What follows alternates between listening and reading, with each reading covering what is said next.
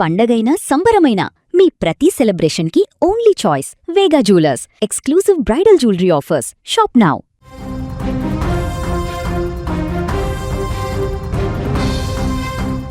Vizag steel ప్లాంట్లో మొన్న జరిగినటువంటి ఘోర ప్రమాద ఘటన మరవక ముందే తాజాగా మరొకసారి అక్కడ ప్రమాదం జరగడం తీవ్ర కలకలం రేపుతుంది. ఉక్కు నగరం ఈ చేదు నిజాన్ని జీర్ణించుకోకముందే, మొన్న జరిగిన ప్రమాదాన్ని జీర్ణించుకోకముందే మరొకసారి అక్కడ ప్రమాద గంటలు మోగాయి. ప్లాంట్లోని అత్యంత కీలకమైన SMS-1 అంటే స్టీల్ మెల్టింగ్ షాప్ 1 విభాగంలో ఉన్న ఆర్గాన్ రిన్సింగ్ స్టేషన్లో ఈ ఉదయం ఊహించని ఘటన చోటు చేసుకుంది. సలసలా మరుగుతున్నటువంటి ద్రవ ఉక్కు ల్యాడిల్ నుంచి ఒక్కసారిగా నేలపైకి పొంగి పొర్లిందది. ఈ ప్రమాదం ఉదయం మొదటి షిఫ్ట్ ప్రారంభమైన కొద్దిసేపటికే, అంటే సుమారు 6:30 గంటల ప్రాంతంలో జరిగినట్టుగా తెలుస్తుంది. ల్యాడిల్కు రంధ్రం పడడం వల్లే ఈ వేడి ద్రవ ఉక్కు అంతా కూడా కింద పడి నేల పాలైందని ప్రాథమిక సమాచారం ద్వారా తెలుస్తుంది. ఇక వేలాది డిగ్రీల ఉష్ణోగ్రతలో ఉన్నటువంటి ఆ లిక్విడ్ మెటల్ కింద పడుతున్న సమయంలో అక్కడ పెద్ద ఎత్తున పొగలు వ్యాపించాయి, మంటలు కూడా. ఈ హఠాత్తు పరిణామంతో అక్కడ సిబ్బంది ఒక్కసారిగా షాక్కి గురయ్యారు. ఎందుకంటే మొన్న జరిగిన ప్రమాదమే ఇంకా కళ్ళ ముందు కదలాడుతుండగా మరొక ప్రమాద ఘటన అందరినీ అక్కడ భయాందోళనకు గురి చేసింది. అయితే ఈ ఘటనలో ప్రమాదం జరిగిన సమయంలో ఆ ల్యాడిల్లో పరిసర ప్రాంతాలలో కార్మికులు ఎవరూ లేరు. దీనివల్ల ఒక భారీ ప్రాణ నష్టం అయితే తప్పిందని అధికారులు ఊపిరి పీల్చుకున్నారు. ఒకవేళ అక్కడ ఎవరైనా ఉంటే పరిస్థితి చాలా దారుణంగా ఉండేదని కార్మికులు చర్చించుకుంటున్నారు. కేవలం 2 రోజుల క్రితమే ఇదే SMS-1 పరిధిలోని కంటిన్యూ కాస్టింగ్ విభాగంలో గ్యాస్ ప్రెషర్ వల్ల ల్యాడిల్ పేలి పెద్ద దుర్ఘటన జరిగింది. ఆ ఘోర ప్రమాదం తీవ్రంగా గాయపడి ఆసుపత్రిలో చికిత్స పొందుతున్నటువంటి పైడిరాజ్ అనే కార్మికుడు కూడా మరణించడంతో మృతుల సంఖ్య 9కి చేరింది. ఈ నేపథ్యంలో మరొక సంఘటన తీవ్ర భయాందోళనకు గురి చేసింది. అసలు ఈ ప్రమాదం ఎలా జరిగింది, ప్రమాదానికి సంబంధించిన పూర్తి వివరాలు తెలుసుకునేటువంటి ప్రయత్నం చేద్దాం. మనతో పాటు మా ప్రతినిధి, వైజాగ్ ప్రతినిధి లక్ష్మి ఫోన్ లైన్లో సిద్ధంగా ఉన్నారు. లక్ష్మి, ఏం జరిగింది అక్కడ? ప్రమాదం మళ్ళీ జరిగిందనే వార్త ఇప్పుడు అందరినీ కలవర పెడుతుంది. ఎలా జరిగింది ప్రమాదం? ఆ సమయంలో ఎవరున్నారు అక్కడ? విశాఖ స్టీల్ ప్లాంట్ లో మరొక ప్రమాదం చోటు చేసుకోవటం అనేది కార్మికులనే కాదు, కార్మిక కుటుంబ సభ్యులను కూడా తీవ్ర ఆందోళనకు గురి చేస్తోంది. ఎందుకంటే ఇప్పటికే ప్రత్యక్షంగా పరోక్షంగా వేల మందికి ఉపాధి కల్పిస్తున్నటువంటి ఉక్కు కర్మాగారంలో తరచుగా జరుగుతున్న ప్రమాదాలు తీవ్ర ఆందోళన కలిగించడమే కాదు, మొన్న జరిగిన SMS-1 ల్యాడిల్ బ్లాస్ట్ ప్రమాదంలో మృతులు 9 మంది, 9కి ఆ సంఖ్య చేరుకోవటం అత్యంత బాధాకరమైన ఘటన. అప్పటికే కేంద్ర మంత్రులు కానీ డిప్యూటీ సీఎం పవన్ కళ్యాణ్ చెప్పడం కూడా జరిగింది. గత 33 సంవత్సరాల్లో ఎప్పుడు కూడా విశాఖ ఫ్యాక్టరీలో ఇట్లాంటి స్టీల్ ప్లాంట్ లో ఇలాంటి ప్రమాదమే జరగలేదు. అలాంటిది ఒక్కసారిగా ల్యాడిల్ బ్లాస్ట్ అవ్వడానికి కారణం ఏంటి? ఈ ఘోర ఘటనకు సంబంధించి 3 మ్యాన్ కమిటీని కూడా వేసి పూర్తిగా అక్కడ మెయింటెనెన్స్ లోపమా లేకపోతే ఏమైనా మ్యాన్ పవర్ లోపమా, ఇవన్నీ కూడా దానిపైన సమగ్రమైన నివేదిక అందించే దిశగా 3 మ్యాన్ కమిటీని కూడా ఏర్పాటు చేయడం జరిగింది. అయితే ఈ ఉదయం మార్నింగ్ ఏ షిఫ్ట్ కి వచ్చిన కార్మికులు మాత్రం ఆ ప్రాంతంలో పనిచేస్తున్నారు. కొంతమంది 6:30 ప్రాంతంలో ఒక్కసారిగా SMS-1 TPBలో ల్యాడిల్ కి రంధ్రం పడి స్టీల్ మెటల్ ఏదైతే 1500 డిగ్రీస్ సెల్సియస్ నుంచి 2000 డిగ్రీ సెల్సియస్ మధ్య ఇంత హీట్ వేవ్ లో ఉన్నటువంటి స్టీల్ మెటల్ అనేది కిందకి రావటం అనేది ఒక్కసారిగా మరొకసారి ప్రతి ఒక్కరిని తీవ్ర భయభ్రాంతులకు గురి చేసింది. ఈ ప్రమాదంతో కూడా అక్కడ ఉన్న కొంతమంది అయితే పరుగులు పెట్టారు. సో మొన్న జరిగిన ప్రమాదంలో ఒక్కసారిగా అది బ్లాస్ట్ అవడం వల్ల తప్పించుకునే పరిస్థితి లేకుండా పోయింది.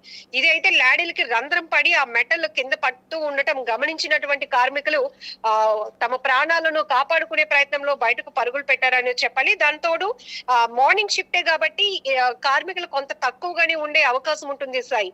ఏది ఏమైనప్పటికీ కూడా విశాఖ స్టీల్ ప్లాంట్ లో తరచుగా జరుగుతున్న ప్రమాదాలు, మొన్న జరిగిన అతిపెద్ద ఘోర ప్రమాదానికి ముందు కూడా ఒక ప్రమాదం జరిగినట్టు కార్మిక సంఘ నాయకులు గాని కార్మికులు కూడా పొలిటీషియన్స్ ఫోకస్ కి తీసుకొచ్చిన విషయం కూడా కనిపెడుతుంది. ఎక్కడైతే ప్రమాదం జరిగి ఎవరైనా చనిపోతేనే ఆ ఘటన బయటకు వస్తోంది. చిన్న చిన్న ప్రమాదాలు తరచు జరుగుతూనే ఉన్నాయి అనేది కూడా మనకి ఈ మొన్న జరిగినటువంటి ప్రమాదం తర్వాత ఒక్కొక్కటిగా బయటకు వస్తుంది. దీంతోనే కార్మికులు గాని కార్మిక సంఘ నేతలు కూడా తీవ్ర ఆవేదన వ్యక్తం చేస్తున్నారు. ఎందుకంటే ఎప్పుడో 40 ఏళ్ల క్రితం ఏర్పాటు చేసినటువంటి ప్లాంట్ లో ఇప్పుడు మెయింటెనెన్స్ లేదు, పూర్తి స్థాయిలో మిషనరీ ఎక్విప్మెంట్ ఎలా ఉంది, రష్ పట్టేసి ఉంది, వాటి పనితీరు పైన కూడా ఎవరు పెద్దగా ఫోకస్ చేయటం లేదు. కాబట్టి ఇట్లాంటి ప్రమాదాలు జరుగుతున్నాయి.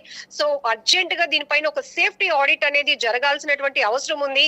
ఈ ఏదైతే యూనిట్స్ లో పనిచేసినటువంటి కీలకమైన కొన్ని యూనిట్స్ ఉంటాయి, ఈ స్టీల్ మెల్టింగ్ సంబంధించి కానీ ఆక్సిజన్ సప్లై చేసేటటువంటి యూనిట్స్ కానీ ఇట్లా కొన్ని బ్లాస్ట్ ఫర్నేసింగ్ ఇలాంటి యూనిట్ లో మాత్రం అత్యంత చిన్న ప్రమాదమైన కూడా అత్యంత నష్టం జరగటానికి గాని ప్రాణాలు పోవటానికి కూడా ఎక్కువగా అవకాశం ఉంటుంది సాయి. కాబట్టి ఇది ఏవైతే వీటన్నిటిపైన కూడా మళ్ళీ ఈ మ్యానుఫ్యాక్చరింగ్ కి సంబంధించి గాని ఇవన్నీ ఎప్పుడు ఇవి తయారైనటువంటి మెటల్స్ ఉన్నాయి, మెటీరియల్స్ ఉన్నాయి, వాటి నిర్వహణ ఏంటి, వాటిలో ఏమైనా లోపాలు ఉన్నాయా, ఉంటే గనుక అవి వర్క్ చేసేటప్పుడు ప్రమాదం జరగటానికి కారణాలు అవుతాయి అని చెప్పేసి దీనిపైన కూడా తీవ్ర ఆవేదన వ్యక్తం చేస్తున్నారు.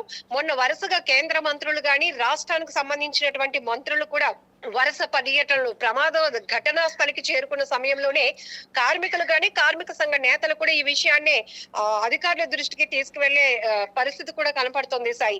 ఏది ఏమైనప్పటికీ మొత్తానికి షట్ డౌన్ అనేది చేసి అంటే పూర్తి స్థాయిలో చేస్తే ఉత్పత్తిమైన తీవ్ర ప్రభావం ఉంటుంది కాబట్టి కీలకమైన యూనిట్ ని కొద్దిపాటి రన్ చేస్తూ మిగతా యూనిట్లలో ఏవైతే మిషనరీస్ ఉన్నాయో రీమోడలైజేషన్ చేయాల్సిన ఆవశ్యకత ఉంది అనేది కూడా కార్మిక సంఘ నేతలు కార్మికులు కూడా డిమాండ్ చేస్తున్న పరిస్థితి ఉంది. ఎందుకంటే 33 ఏళ్ల తర్వాత ఇట్లాంటి ఒక ప్రమాదం ప్రతి ఒక్కరి తీవ్ర దిగ్భ్రాంతికి గురి చేస్తుంది. దేశంలో చాలా ఉక్కు ఫ్యాక్టరీలు ఉన్నా కూడా ఎక్కడ ఇలాంటి ప్రమాదం జరగలేదు, ఇంతమంది ప్రాణాలు పోలేదు అనేది స్వయంగా కేంద్ర మంత్రులే చెప్పినటువంటి పరిస్థితులు ఉన్నాయి. మొన్న పవన్ కళ్యాణ్ కూడా మీడియాతో అడ్రస్ చేస్తూ కార్మిక నాయకులు కార్మికులు చెప్తున్నారు, సార్ 33 ఏళ్లలో ఎప్పుడు ఇలాంటి ప్రమాదం జరగలేదు, స్పాట్ లోనే 8 మంది చనిపోయారు, గుర్తు పట్టలేనంత విధంగా వాళ్ళ శరీర భాగాలు ఉన్నాయి, కొంతమంది అయితే శాంపిల్స్ సేకరించి కుటుంబ సభ్యులకి మృతదేహాలను అప్పగించాల్సిన పరిస్థితి. అంటే మనం చూడొచ్చు 44 డిగ్రీ టెంపరేచర్ లో బయట తిరిగితేనే ఒళ్ళంతా కాలిపోయినట్టు అల్లాడిపోయే పరిస్థితి. అలాంటిది హై టెంపరేచర్ లో పనిచేస్తున్న కార్మికులకు అభద్రతా భావంలోనికి వెళ్ళిపోయే పరిస్థితి ఉంటుంది. దయచేసి ఈ నిర్వహణ లోపం ఏదైతే ఉందో దానిపైన ఫోకస్ చేయండి.